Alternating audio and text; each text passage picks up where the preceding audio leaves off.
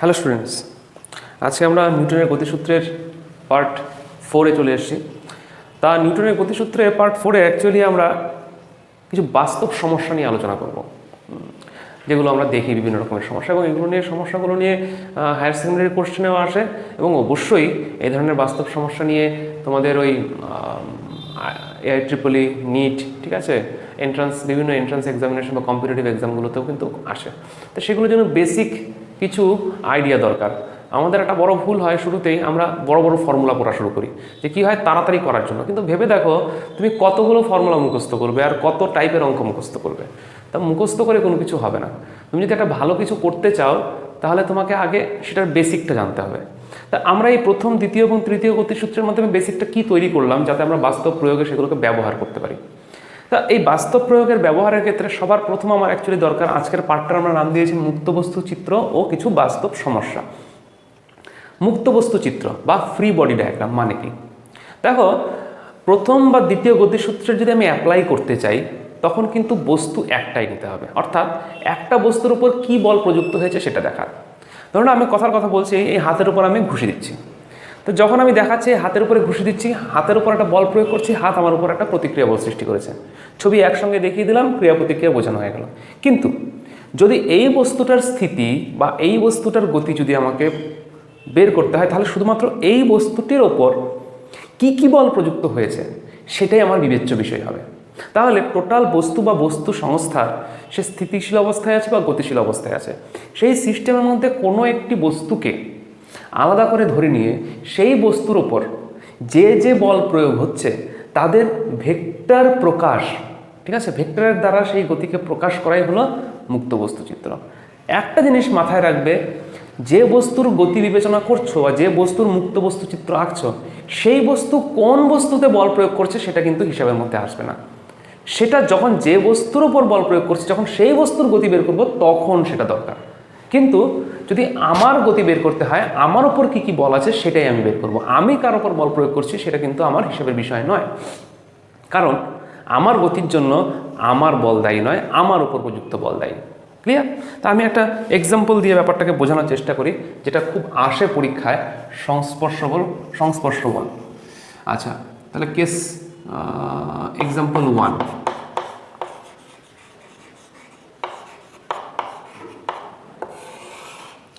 Example 1-এর জন্য যেটা মনে বুঝিয়েছি, আমি ব্লকের সেট নিয়েছি। ধরে নাও এই একটা ব্লক, আমি আলাদা আলাদা কালি দিয়ে দেখাচ্ছি, তোমাদের সুবিধা হবে।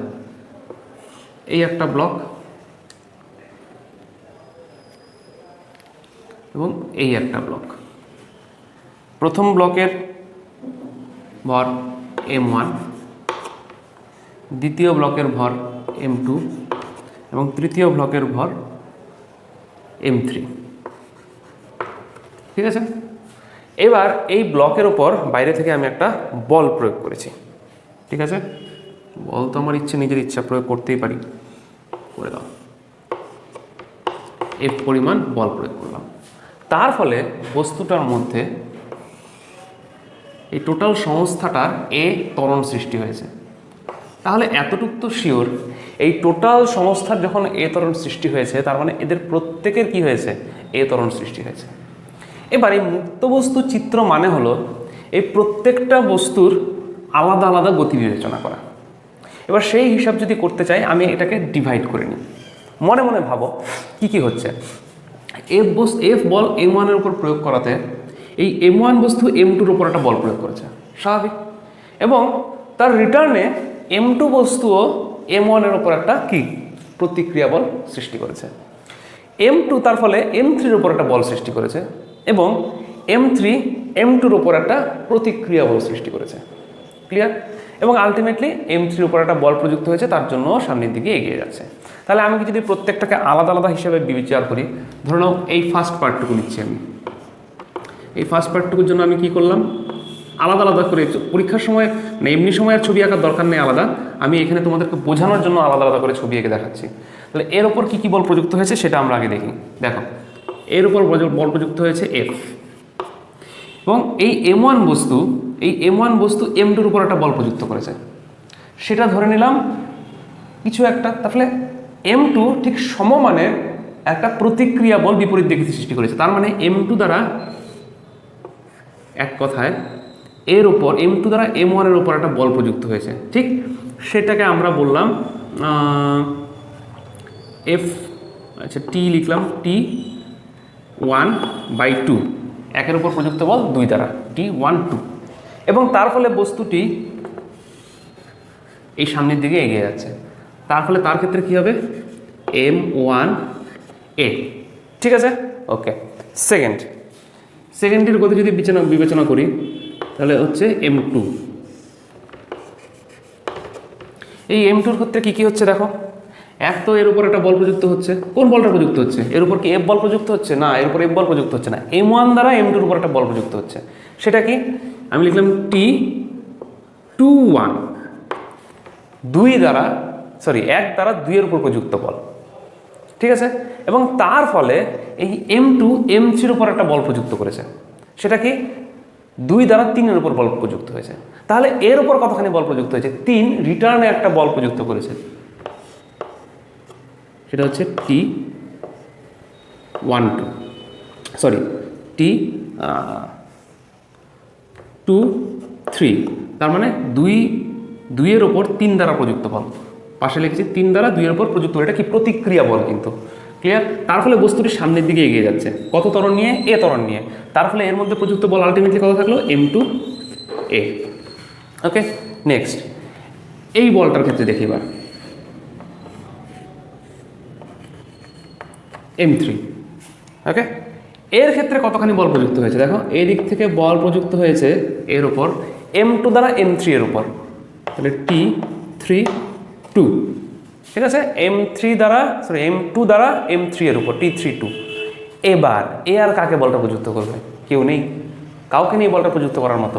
তাহলে বস্তুটি A ত্বরণ নিয়ে এগিয়ে যাচ্ছে, টোটাল সিস্টেমটা যখন A ত্বরণ নিয়ে যাচ্ছে, A ত্বরণ নিয়ে চলে যাচ্ছে, তাহলে M3A, ঠিক আছে? এইভাবে আমরা দেখো মুক্ত বস্তু চিত্র বা ফ্রি বডি ডায়াগ্রাম করলাম, যেখানে প্রত্যেকটা সংস্থাকে আমি ইন্ডিভিজুয়াল সংস্থা হিসেবে ভেবে নিয়ে প্রত্যেকটা পার্ট ভাগ করে নিলাম।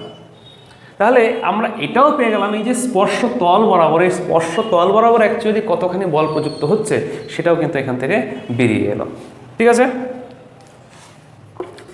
এবার আমি যদি এদের ইকুয়েশন তৈরি করি, তাহলে ইকুয়েশনটাতে কী করব দেখো। ফার্স্ট এর ইকুয়েশনটা দেখো। এর ইকুয়েশনে হচ্ছে এদিক বরাবর যাচ্ছে, তার মানে এটা বেশি, এটা কম। তাহলে এখানের বল কত? F minus T12 is equal two M1A, clear? দেখো তাই ধরা যাচ্ছে, এটা এদিক থেকে ঠেলছে, এটা এদিক থেকে ঠেলছে, আলটিমেটলি এদিকে যাচ্ছে। তার মানে এটা বড়, এদিকেরটা ছোট, তাহলে কতটা ছোট? এটা মাইনাস এটা, সেই বলটুকু নিয়ে সামনে এগিয়ে যাচ্ছে M1-এ। 2 নম্বরে এর জন্য যদি করি তাহলে কথা হচ্ছে দেখো, এই T23টা বেশি, T23 minus T21 is equal two M2A। ওকে, এটা বেশি এটা কম, তাই সামনের দিকে এগিয়ে যাচ্ছে।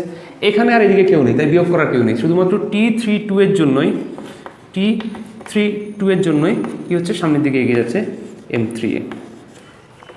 এখন এই 3টে ইকুয়েশনের মধ্যেই এটাকে 1 নম্বর দাও, এটাকে 2 নম্বর দাও, এটাকে 3 নম্বর দাও। এই 3টে ইকুয়েশনের মধ্যে দেখো, এটা হচ্ছে ক্রিয়া প্রতিক্রিয়া জড়িত বল।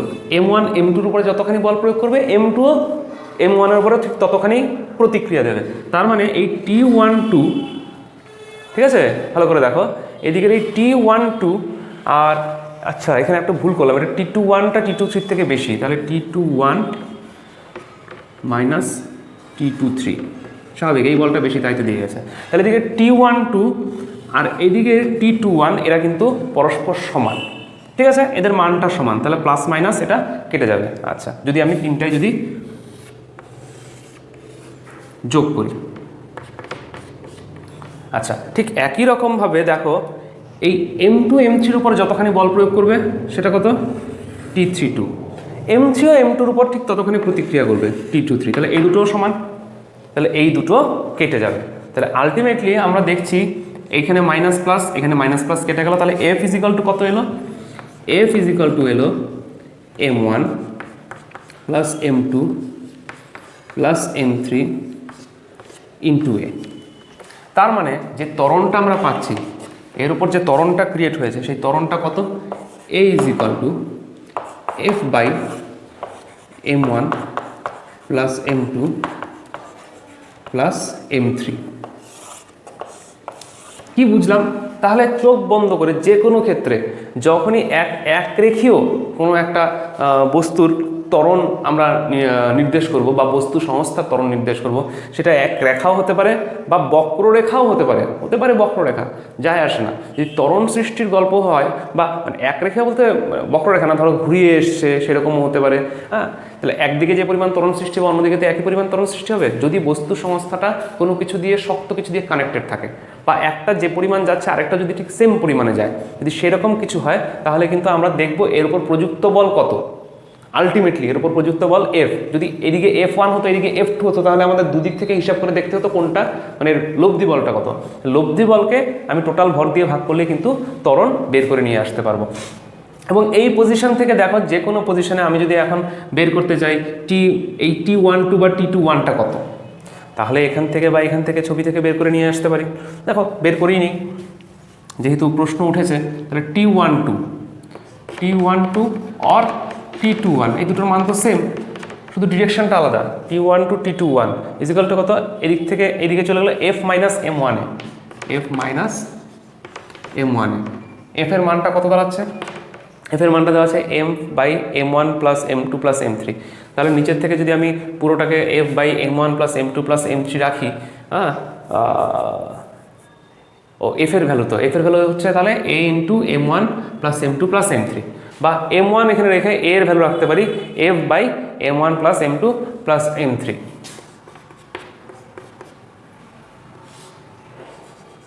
M1 plus M2 plus M3 আর এদিকে আসছে M1। তাহলে এই দিক থেকে F কমন নিয়ে নাও, কি দাঁড়াচ্ছে M1 plus M2 plus M3 minus M1, ultimately কি দাঁড়ালো M2 plus M3 by M1 plus M2 plus M3 into F। যদি এবার T23 বা T32 বের করতে হয়, দ্যাট ইজ 2 এবং 3-এর মধ্যে কতখানি বল ক্রিয়া করছে, T32 ইকুয়াল টু M3A, তার মানে M3 into F by M1 plus M2 plus M3। তাহলে এখান থেকে একটা জিনিস খেয়াল করো, এই যে এই রাশিমালাটা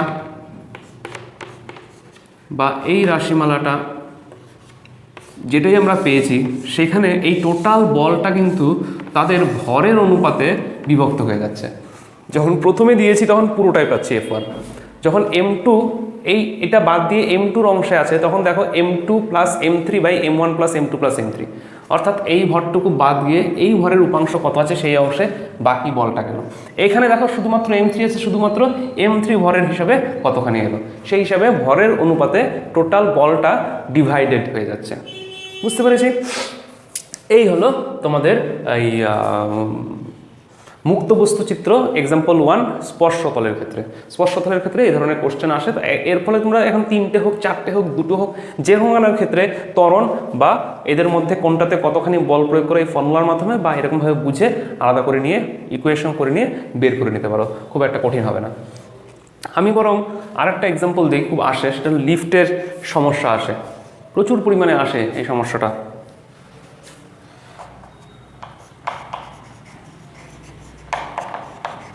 লিফট সমস্যাটা কেন ক্রিয়েট হচ্ছে আগে সেটা বলি।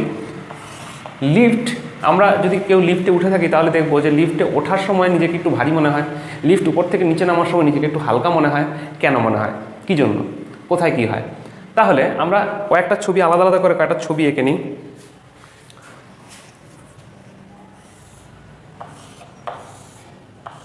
একটা লিফট,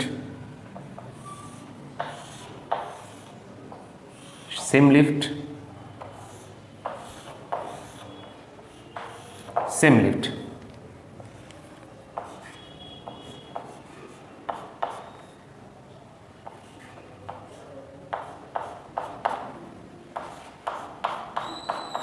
একটা করে মানুষ দিয়েছি, প্রত্যেকটা মানুষের ক্ষেত্রে কিছু না কিছু ভর আছে।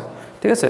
তাহলে সাধারণ অবস্থায় যে কোনো ক্ষেত্রেই এর কি কি আছে, একটা তার ভর নিচের দিকে আছে, ভরের জন্য ওজন, সেটাকে আমরা এখানে অন্য একটা কালি দিয়ে দেখিয়ে দিই,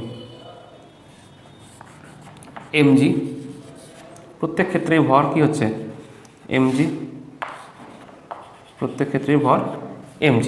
আচ্ছা, তিনটে কন্ডিশন আমরা নিয়েছি। ফার্স্ট কন্ডিশন হচ্ছে এর গতি হয় স্থির আছে বা সমবেগে। তাহলে ফার্স্ট আমরা করছি স্থির বা সমবেগে গতিশীল। স্থির বা সমবেগে যদি গতিশীল হয় তাহলে এর মধ্যে কি কোনো ত্বরণ থাকবে না, মানে কোনো বল থাকবে না। তাহলে এর ওপর নিচে এই লিফটের ফলে, লিফটের গতির ফলে এদের উপর কোনো বলের উপাংশ বা বল কিন্তু আসবে না। আমরা শুধুমাত্র পাচ্ছি একটা উলম্ব প্রতিক্রিয়া। ঠিক আছে, সেটা কিসের জন্য? সেটা এই বস্তুর ওজনের জন্য, বস্তুর ওপর এই তল দ্বারা একটা উলম্ব প্রতিক্রিয়া। তা আর কোনো বল কিন্তু নেই। তাহলে স্পষ্ট আমরা কি দেখতে পাচ্ছি, R = mg। তার মানে আমি এই উলম্ব প্রতিক্রিয়ায় কিন্তু আমার মধ্যে ওজনের অনুভূতি যোগায়। তাই আমার ওজন ঠিক যতখানি ততই মনে হবে যদি আমি স্থির বা সমবেগে গতিশীল হই। তাহলে আমি প্রকৃত ওজন অনুভব করব, প্রকৃত ওজন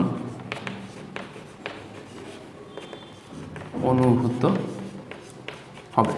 বেশ, লিফটের সেকেন্ড পার্টে ধরো করছি। এই লিফটের ক্ষেত্রে কি হচ্ছে, এই লিফটটি নিচ থেকে উপরে উঠছে। ধরে নাও এ ত্বরণ নিয়ে উপরে উঠছে এই লিফট, তাহলে এর তো লম্ব প্রতিক্রিয়া আছেই, সেটা তো আর, কিন্তু এবার এই লম্ব প্রতিক্রিয়ার মানটা কিন্তু পরিবর্তন হবে। কেন পরিবর্তন হবে? কারণ এ ওপরের দিকে উঠছে। তাহলে এর মুক্ত বস্তু চিত্র যদি আমি হিসাব করি, এর একটা এদিকে বল, একটা এদিকে বল, আলটিমেটলি এর গতি কোন দিকে? এদিকে। তাহলে এর গতিটা এবার আমরা করছি স্থির বা এ সমতরণে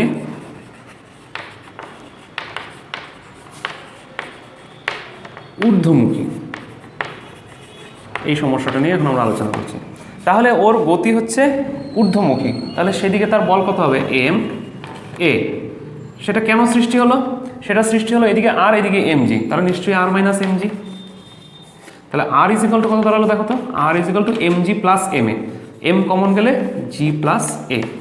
তাহলে আমার প্রকৃত ওজন mg, কিন্তু আমি আর অনুভব করবো কত? mg + a। স্বাভাবিকভাবে আমি কি করব? আপেক্ষিক ওজন বৃদ্ধি পাবে।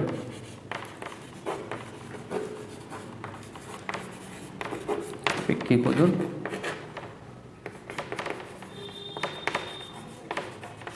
ওকে। এবার আমরা করছি এর সমতরণের নিম্নমুখী, মানে নিচের দিকে নামছে, তখন কি হবে?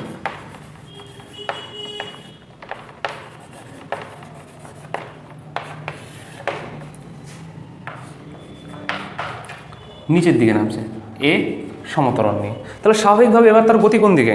নিচের দিকে। সেখানে বল কত? ma = এবার mg আর r এর মধ্যে নিশ্চয়ই mgটা বেশি, তাই নিচের দিকে যাচ্ছে, তাহলে mg - r। তাহলে r = কি দাঁড়ালো? mg - ma, m × g - a। তাহলে স্বাভাবিকভাবে কি করবে? নিজের ওজন কমে যাবে। তাহলে আপেক্ষিক ওজন, তার ফলে আমরা নিজেদেরকে কি মনে করি? একটু হালকা বোধ করি, আপেক্ষিক ওজন হ্রাস পাবে। যদি লিফটটা ছিঁড়ে যায়, লিফটের দড়ি ছিঁড়ে গেল, তাহলে কি হবে? লিফটটা অবাধে নিচে পড়বে। তখন তার ত্বরণ কত হবে? কত ত্বরণ নিচে হবে? তখন কিন্তু যদি a = g হয়, অর্থাৎ দড়ি ছিঁড়ে গেল, ভারহীন, মানে অবাধে পড়ছে, তখন কি হবে? g - g = 0, that is r = 0। তার মানে তার মধ্যে কি হবে? সে ভার শূন্যতা অনুভব করবে, নিজেকে ভারহীন মনে করবে যে আমার কোনো ভার নেই। কিন্তু যদি a > g হয়, আরও বেশি, অর্থাৎ কোনোভাবে নিচের দিক থেকে দড়ি, উপর দিক থেকে দড়ি, নিচের দড়ি ধরে টেনে আমি পুরো স্পিডে নিচের দিকে নামাচ্ছি, জি ত্বরণের থেকেও বেশি, তাহলে mg - a, এই নেগেটিভ ভ্যালুটা বেশি এসে যাবে। তাহলে r এর ভ্যালু কী আসবে? নেগেটিভ হবে। তার ফলে সেখান থেকে আমি যদি দাঁড়িয়ে থাকি, আমি সেই সংস্পর্শ তল থেকে আমার কি পা উঠে যাবে, ঠিক আছে, আমি আস্তে আস্তে উপরের দিকে উঠে যাব। কেন? কারণ আর এবার পজিটিভের বদলে আর নেগেটিভ হয়ে গেছে, তাহলে আমি মাটি ছেড়ে বা লিফটের তল ছেড়ে উপরের দিকে উঠে যাব। এটাকে কি বলবো? অতি ভারহীনতা।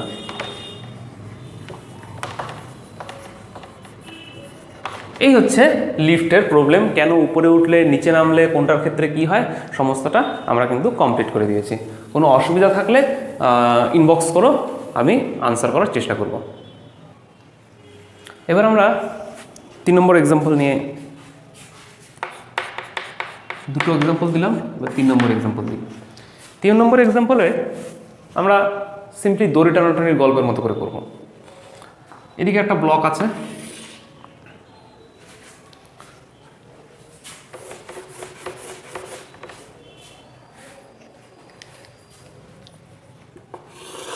ব্লক আছে এদিকে, এদিকে একটা ব্লক আছে, এটা M1, এটা M2। এদের উপর বলো, এদেরকে দুটো একটা স্ট্রিং দিয়ে আটকে রাখা আছে, ঠিক আছে, একটা দড়ি দিয়ে আটকে রাখা আছে এবং দড়ির ভার নেই, অপ্রসার্য, অর্থাৎ দড়িটা লম্বা হয়ে যায় না, সেই ধরনের দড়ি দিয়ে লাগানো আছে। এবার আমি কি করলাম, এই বরাবর F1 বল প্রয়োগ করলাম, এই বরাবর F2 বল প্রয়োগ করলাম। F1 আর F2 কোন দিকে বল যাবে আমি জানি না, ঠিক আছে, কিন্তু আমি জানি কোন বলটা বেশি। স্বাভাবিকভাবে কি হবে, আমাদের তো ধারণা আছে যেদিকে বল বেশি সেদিকেই যাবে, কিন্তু আমি তর্কের খাতিরে ধরে নিলাম আমি জানি F1 না F2 কোনটা বড়, কিন্তু আমি জানি না কোনটা যাবে, ঠিক আছে। আমি ধরে নিলাম কথার কথা এদিকে বস্তুর গতি হচ্ছে a। তাহলে আমি এই পার্টটুকু যদি নিই, তাহলে দেখো এই পার্টের উপর কি কি বল ক্রিয়া হচ্ছে সেটা হিসাব করে দেখো। দেখো ফার্স্ট এই M1 আমি এদিক থেকে টানছি, তার মানে M1 এদের মধ্যে একটা দড়ির টান সৃষ্টি হয়েছে, তাই তো। এই দড়ির টানটা কি হবে, দুজনের মধ্যে ক্রিয়া প্রতিক্রিয়ার ফলে সৃষ্টি হবে। তাহলে M1 M2 কে টানছে, M2 M1 কে টানছে, একই বলে টানবে। তাহলে M1 M2 কে M1 কে M2 একটা বল দিয়ে টানবে, সেটা কত হবে, T1/2। ক্লিয়ার? তাহলে সেই হিসাবে ও সামনের দিকে এগিয়ে যাবে এই এর গতিতে, তাহলে কত হবে, M1A। তাহলে আমি যদি লিখি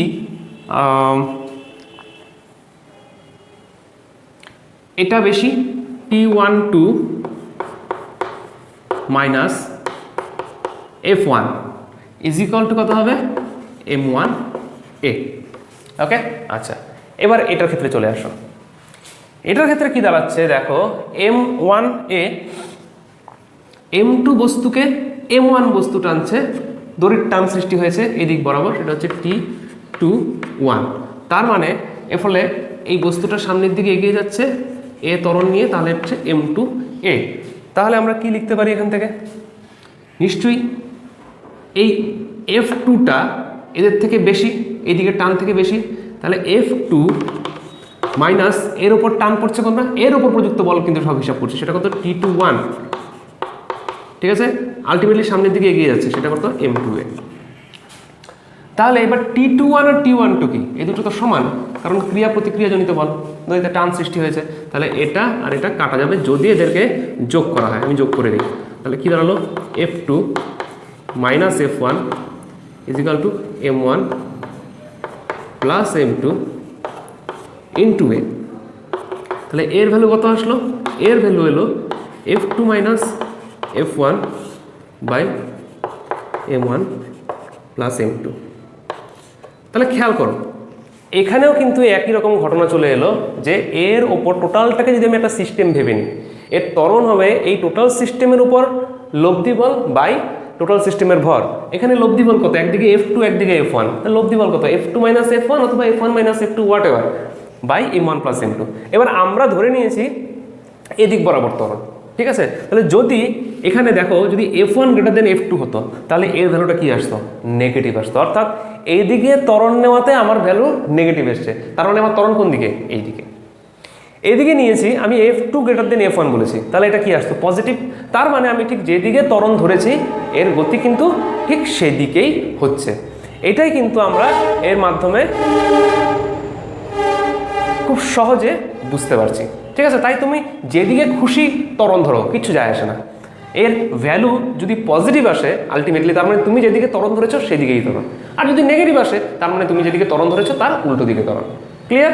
এতটুকু বোঝা গেল। এবং আমরা যদি এই দড়ির টান বের করতে চাই তাহলে যে কোনো একটাতে মান বসিয়ে দাও। ধরুন আমি এখানে বের করছি, এখানে T12 is equal two T21, এটা T12 is equal two T21 is equal two আমি লিখলাম T ইজ ইকাল টু কত দাঁড়ালো তাহলে M1A প্লাস F1, ঠিক আছে, M1A প্লাস F1। তাহলে F1 এর ভ্যালু বসিয়ে দাও, যে কোনো একটা দিয়ে করতে পারো, কোনো অসুবিধা নেই। তাহলে এখান থেকে এর ভ্যালুটা বসিয়ে দাও, F2 minus F1 M1,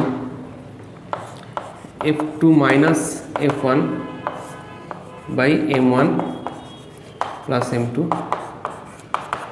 plus F1, ঠিক আছে।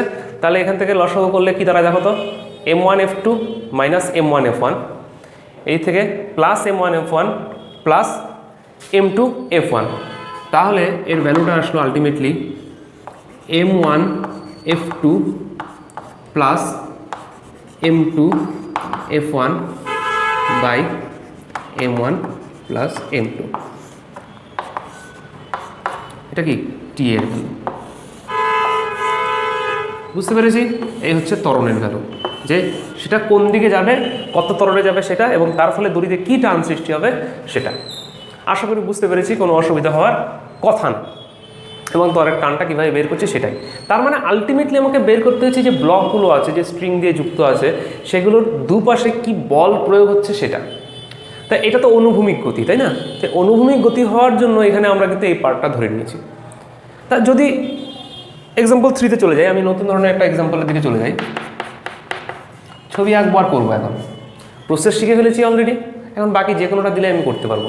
যদি বলে দেয় একটা কপিকল দিয়েছে, ধরে নাও, মানে এই দড়িটা কপিকলের উপর দিয়ে স্থানান্তর করা হয়েছে, করে নিয়ে এদিক বরাবর একটা বক্স দিয়েছে, এদিক বরাবর একটা ঝুলিয়ে দিয়েছে, এটা M1, এটা M2। ক্লিয়ার?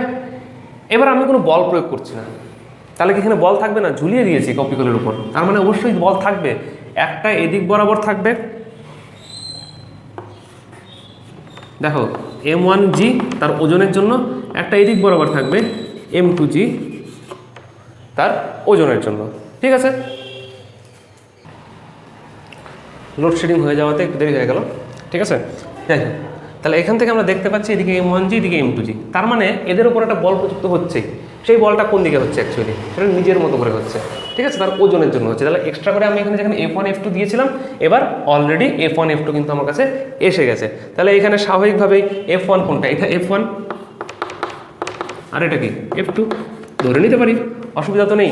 আচ্ছা, এর উপর টান প্রয়োগ হচ্ছে T। দেখো একটাই স্ট্রিং যতক্ষণ পর্যন্ত একটাই থাকবে ততক্ষণ পর্যন্ত গোটা স্ট্রিংয়ে কিন্তু টান সেম থাকবে। তাই এদিকে T টান হচ্ছে, তাহলে M2-র কী হবে? টান T। ঠিক একই রকমভাবে দেখো, এই যে একে অপরকে টানছে, এ অপরকে টানছে, ঠিক আছে, তাহলে টানটা কী হবে? T। এবং এবার কোন দিকে যাবে? যেদিকে বল বেশি F1 বা F2 সেদিকেই যাবে। আমি যে কোনো একটা দিকে ধরে নিতে পারি। আচ্ছা, ঠিক একই রকমভাবে আমি কি করে নিলাম? ধরে নিলাম এটা এদিক বরাবর এসছে এ, তার ফলে এটা এদিক বরাবর এ ত্বরণ নিয়ে উপরে উঠবে। তাহলে ঠিক একই রকমভাবে এখানে আমরা কি করব? দেখো তো, টি এদিক থেকে M2Gটা বেশি না, এটাতে M2Gটা বেশি। ওখানে কি করেছিলাম? F2 মাইনাস T21, তাই তো, F2 মাইনাস টি। তাহলে একই রকমভাবে এখানে F2 minus T is equal to কত হবে? M2A। দেখো এটা এসছে। আবার এর জন্য কি হবে? টি মাইনাস, ঠিক আছে, T minus F1 is equal to কত? M1A। সেম গল্প, একই রকমভাবে আসবে টোটালটা।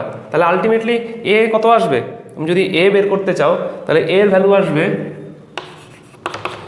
F2 minus F1 by M1 plus M2। এবার ডিপেন্ড করছে এখানে F2 আর M1টা কত, F1টা কত। দেখো এখানে F2 জায়গায় কত লিখবো? M2G লিখবো। F1 এর জায়গায় কত লিখবো? M1G লিখবো। বাস বসিয়ে দাও, তাহলে কত হলো? M2 minus M1 by M1 plus M2 into G। অসুবিধা হওয়ার কথা না। ঠিক একই রকমভাবে আমি যদি টেনশন বের করতে চাই যে তারের টান কত, টি ইজ ইকুয়াল টু একই রকম F1 F2 দিয়ে এটাই আসবে। এখানে শুধুমাত্র F2 এর জায়গায় কত বসাবো, M2G, F1 এর জায়গায় কত বসাবো, M1G, তাহলে M1 M2G M2 M1G, তাহলে কমন চলে গেল 2 M1 M2, 2 M1 M2 by M1 plus M2 into G। একটা শিখেছি তো, বারবার শেখার দরকার নেই তো, একটা দিয়েই সমস্তটা করে নেব। এক্সাম্পল 4, আমি আরেকটা এক্সাম্পল দিয়ে দিই তোমাদেরকে, দেখো ভালো লাগবে। এক্সাম্পল 4-এ আমরা কি করছি, এই যে কপি কলটা আছে, বই আছে এই ধরনের এক্সাম্পল, একদম এগুলো করতেও হবে তোমাদেরকে। এখানে একটা কপি কল লাগানো আছে, এই কপি কলের উপর দিয়ে একটা গেছে ব্লক, একটা সুতো গেছে, একটা ব্লকের সাথে লেগে গেছে, এখানে আরেকটা ব্লকের সাথে এটা লাগানো আছে, ঠিক আছে বেশ।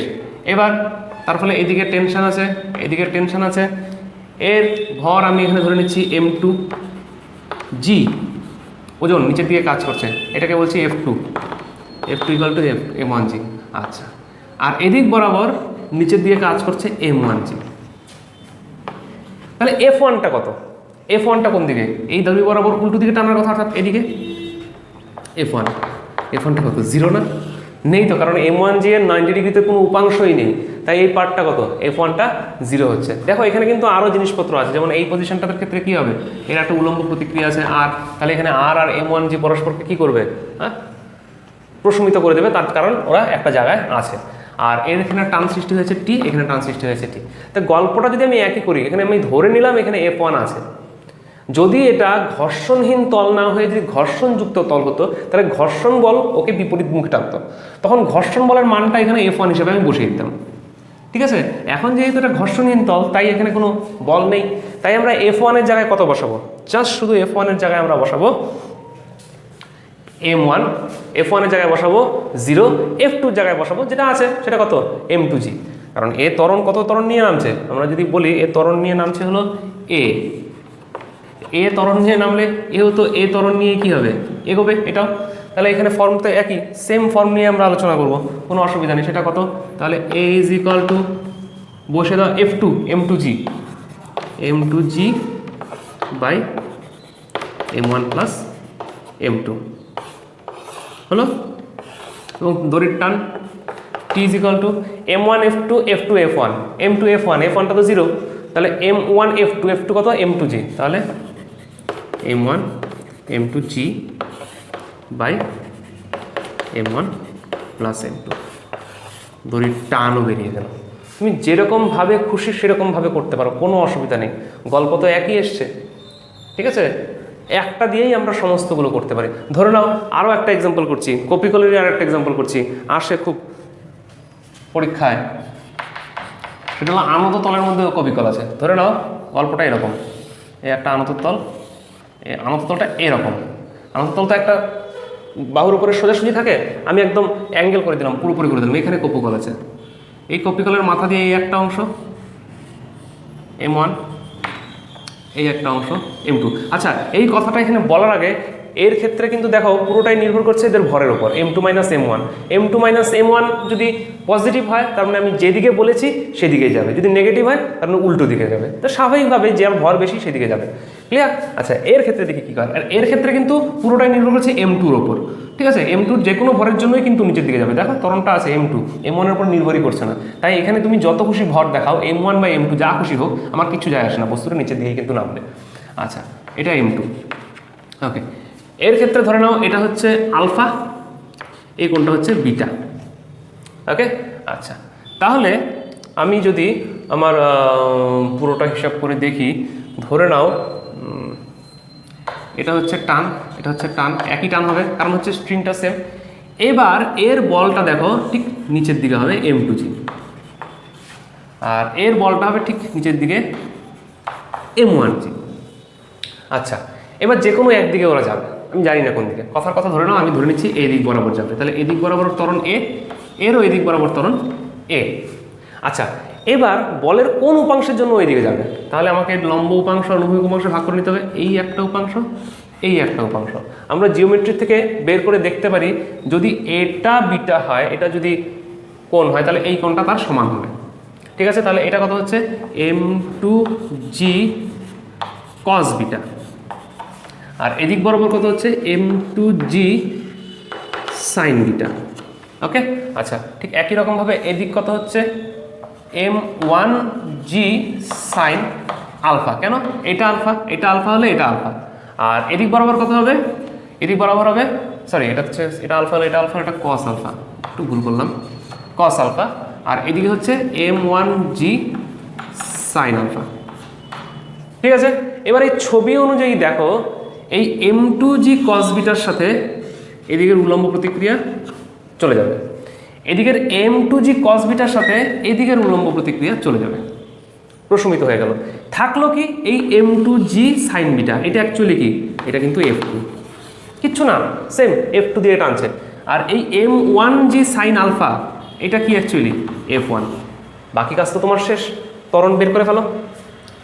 তাহলে ত্বরণ ইজ ইকুয়াল টু কত, এর জায়গায় f2 মাইনাস f1, f1টা কত m2g sine beta, m2g sine beta.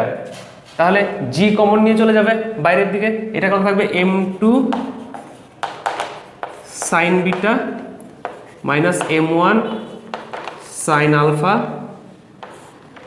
By m1 plus m2 into g হয়ে গেল।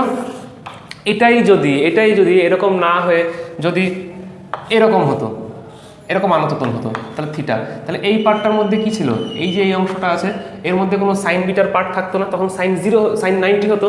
সেই সাইন 90-র জন্য কত হতো, এটা হতো m2g, তখন শুধুমাত্র এর জায়গায় m2g বসাতাম, সাইন বিটা বসাতাম না, শুধুমাত্র এই সাইন আলফার পার্টটুকু এই পার্টে থাকতো, মাইনাস f1 এর ক্ষেত্রে থাকতো। বুঝতে পেরেছি? তাহলে একটা ছবি করলে আমরা বাকি সব ছবি করতে পারছি, তখন কিন্তু m2g সাইন বিটা নয়, পুরো m2g বিটাটাই এর ক্ষেত্রে কাজে লাগতো। বুঝতে পেরেছি? এই তা আমরা এমন একটা দিয়ে করলাম যেন যে কোনোটা দিয়েই হয়। আর টেনশনটা কত হবে, সেম টু সেম হিসাবে করো। টেনশনটা হচ্ছে m1 f2 plus m2 f1, তাহলে m1 f2টা কত ছিল, f2 হচ্ছে m2g sine beta, m2g sine beta plus m2 f1, তাহলে m2 f1 মানে হচ্ছে m1g sign alpha by m1 plus m2। তাহলে আলটিমেটলি কত হলো, টি এর ভ্যালু আসলো এম, এখানে sine beta plus sine alpha to m1 m2 g by m1 plus m2। ঠিক একই রকমভাবে এখানে যেটা আমরা বলেছি, যদি এরকম আনততল হতো, এটা যদি সোজা হতো, তখন সাইন আলফার পার্টটা কি সাইন 90 হয়ে যেত, এই পার্টটা থাকতোই না। দেখো তখন কি হতো m1 m2g sine alpha, sorry এখানে বিটা, তো বিটার পার্টটা থাকতো না, তখন হয়ে যেত m1 m2g sine alpha by m1 plus m2। তখন সাইন বিটা 90 ডিগ্রি ছিল, ও প্লাস 1 হতো, sine alpha plus 1 by m1 plus m2, এই আসতো। আর কি বুঝতে পেরেছি? তাহলে কপিকলের সাধারণ যে সমস্যাগুলা, সেটা কিন্তু আমরা এই দড়ি টানাটানি দিয়ে যেটা আমরা করলাম, সেটা দিয়ে মতো কিন্তু আমরা বাকিটা সম্পূর্ণটা এক্সপ্রেস করতে পারি। আশা করি অসুবিধা হওয়ার কথা না। বইয়ে যেগুলো আছে এবং আনততলের মাধ্যমে যেটা আছে সেটাও কিন্তু আমরা করে দিয়েছি। এবার আমরা কয়েকটা দড়ির ব্যালেন্সের অঙ্ক, আমরা 6 রকমের এক্সাম্পল করেছি এর আগে। এবার আমরা এক্সাম্পল 6 দড়ির সমস্যা নিয়ে করবো। দড়ির সমস্যা কীরকম হতে পারে, ধরতে পারো এরকম যে একটা সিঙ্গেল, প্রথমে আগে সিঙ্গেল ইসে নিয়ে করি। যদি একটা উপরের শক্ত প্রান্তে একটা দড়ি ঝুলিয়ে দিলাম, দড়িতে একটা ভর ঝুলিয়ে দিলাম, এদিকে mg, এদিক বরাবর টি, স্বাভাবিকভাবে এই সাম্যাবস্থায় কী হবে, এই দড়ির টান কতখানি হবে, এর ওজনের সমান হবে। তা আমরা লিখে ফেলবো T is equal to mg। Complex করছি, যদি এরকম হয়,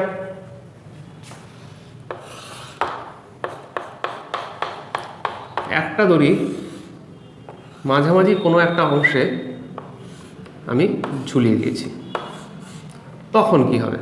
ঠিক আছে, আচ্ছা এখানে যেহেতু দড়ি ডিফারেন্ট, তাই এই দড়ির টান আর এই দড়ির টান কিন্তু এক হবে না, আলাদা আলাদা পজিশন আছে। তা আমি এখানে ধরে নিলাম এটা হচ্ছে T1, এদিকে ধরে নিলাম এটা হচ্ছে T2। তার ফলে এদিকে যে টানটা সৃষ্টি হয়েছে এই বস্তুর ক্ষেত্রে সেটা হচ্ছে টি এবং এটা হচ্ছে এমজি। তাহলে এখানে দুটো অংশ নিয়ে আমাকে ভাবতে হবে। এক, এই বস্তুটার কথা ভাবতে হবে। তাহলে বস্তুটার কথা যদি ভাবো, মানে এই অংশের কথা যদি ভাবো, এই বস্তুর ক্ষেত্রে টি ইজ ইকুয়াল টু এমজি, ঠিক একই রকম, কোনো সমস্যা নেই। কিন্তু যদি এই পয়েন্টটার কথা ভাবো, এই পয়েন্টটাও কিন্তু গতিশীল না, এই পয়েন্টটাও কিন্তু ফিক্সড। তাহলে এই পয়েন্টের বিচারে এই পয়েন্টের যে টানগুলো আছে প্রত্যেকের টানের হিসাব করতে হবে। তাহলে একটা আছে টি, ঠিক আছে, তাহলে এই টোটালটার কথা ভেবে নিয়ে করতে হবে। তাই এটাকে আমরা কি করলাম, ধরে নাও এটা হচ্ছে থিটা আর এটা হচ্ছে ফাই। তাহলে এদেরকে আমরা দুটো ভাগে ভাগ করে নিতে পারি, এদিক একটা এদিক। তাহলে এই টি এর দুটো উপাংশ পেয়ে যাচ্ছে, তাই তো?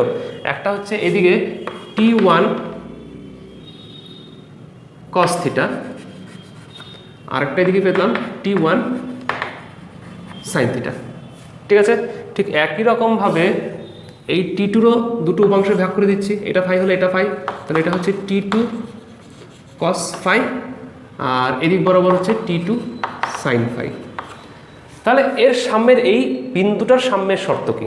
কোথাও নড়ছে না, তাহলে এদিক বরাবর যে দুটো আছে এই দুটো কী হবে, সমান হবে। তাহলে প্রথম শর্ত অনুযায়ী আমাকে লিখতে হবে T1 cos theta is equal to T2 cos phi, এটা হচ্ছে ফার্স্ট শর্ত। তাহলে এখান থেকে থিটা আর ফাইয়ের হিসাবে T1 এবং T2 এই টানটা কীভাবে ডিস্ট্রিবিউশন হবে, তার অনুপাত কী হবে, সেটা কী হবে, তার থিটা এবং ফাই কত অ্যাঙ্গেল করে আছে তার উপর কিন্তু পুরোপুরি নির্ভর করছে। দেখো T1 by T2 is equal to T2 by cos phi by cos theta, ঠিক আছে। তাহলে T1 cos theta is equal to T2 cos phi, that is T cos theta is equal to constant, ঠিক আছে, বা T proportional to 1 by cos theta. কোন দিকে depend করছে সেটা কি, তার অ্যাঙ্গেলের উপর ডিপেন্ড করছে, এদের ব্যস্তানুপাতে বিভক্ত হচ্ছে। এটা কিন্তু একটা ভালো ইকুয়েশন, এতে খুব সহজেই টোটাল টানের একটা ডিস্ট্রিবিউশন পেয়ে যাওয়া যায়। আর এই বিন্দুতে টোটাল টানটা, আমি এই বিন্দুর টানটা কোন দিকে হচ্ছে দেখো, এই বস্তুর হিসেবে এই দড়ি টানছে এইদিকে, কিন্তু এই দড়ির হিসেবে যদি আমি বলি তাহলে তার টানটা নিচের দিকে, সেটা কত, টি। তাহলে এদিকের টি সমান সমান এদিকের উপরের T1 sin theta plus T2 sin phi. তাহলে আরেকটা হচ্ছে টি সমান সমান T1 sin theta plus T2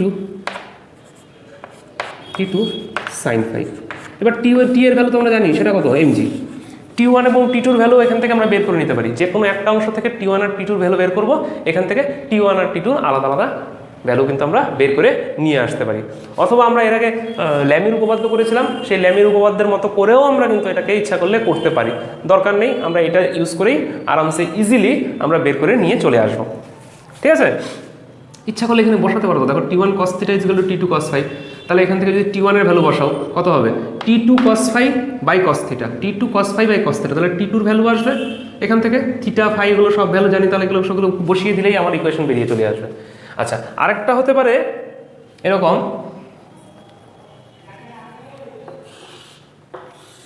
এইদিকে ফিক্সড রিজিড ওয়াল আছে, এই রিজিড ওয়ালের সাথে এইভাবে যুক্ত আছে, এইদিকে আর এদিকে। এবার এখানে আমি যুক্ত করেছি। দেখো আগের গল্পটাতে একটু বলে নিই, যদি ঠিক মাঝামাঝি হতো, ধরো থিটা আর ফাই যদি সেম হতো, তাহলে একদম ঠিক মাঝামাঝিভাবে নামতো, তখন থিটা ইজিক্যাল টু, তখন T1 ইজিক্যাল টু T2, অর্থাৎ এদিকে আর এদিকে সমানভাবে কি ডিস্ট্রিবিউট হতো, এবং T ইজিক্যাল টু কত হতো, 2T sin থিটা, ঠিক আছে, বেশ। আচ্ছা, আমি এই পজিশনে করেছি, এবার এখানে আমি বস্তু প্রয়োগ করে দিয়েছি ঠিক একই রকমভাবে, এখানে কি T ইজিক্যাল টু এমজি। তাহলে এখানে টানের ক্ষেত্রে এদিকে একটা টান, এদিকে একটা টান, আমরা এটাকে বলেছি T1, এটাকে বলেছি T2, হ্যাঁ। আচ্ছা, আর এদিক বরাবর এই বিন্দুর হিসাবে এদিক বরাবর বস্তু টানছে টি দিয়ে। তাহলে এখন আমাকে দেখতে হবে অ্যাঙ্গেলগুলো দেখতে হবে, এখান থেকে এটা বের করে নিতে পারি টোটালটা। আমরা এর আগে অ্যাঙ্গেল বের করেছিলাম, এখানে বলে দেওয়া ছিল, ধরে নাও এটা দেওয়া আছে হলো থিটা, আর এদিক থেকে এর সাথে দেওয়া আছে হলো ফাই। তাহলে এই একটা এই, তাহলে এদিক বরাবরটা কত হচ্ছে, এটা থিটা হলে এটাও থিটা, তাই তো, তার মানে এটা কত হচ্ছে T1 cos থিটা, আর এদিক বরাবর T1 sin থিটা। এই T2 দেখো এদিকে একটা উপাংশ গেছে, এদিকে একটা উপাংশ গেছে, এই T2 এদিক বরাবর উপাংশটা কত হবে হিসাব করে দেখো, এটা যদি ফাই হয় তাহলে এটাও ফাই, ঠিক। তাহলে এই নিচের দিকে আসছে কত, T2 cos ফাই। ভালো করে বোঝার চেষ্টা করো, এবার কিন্তু আর ওরকম পজিশন হচ্ছে না, এটা কিন্তু 90 ডিগ্রি অ্যাঙ্গেল ঘুরে গেছে, ঠিক আছে।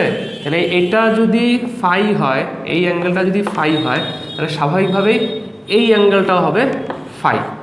তাহলে এদিক বরাবর আসবে T2 সাইন ফাই, আর এদিক বরাবর আসবে T2 cos ফাই, ঠিক আছে।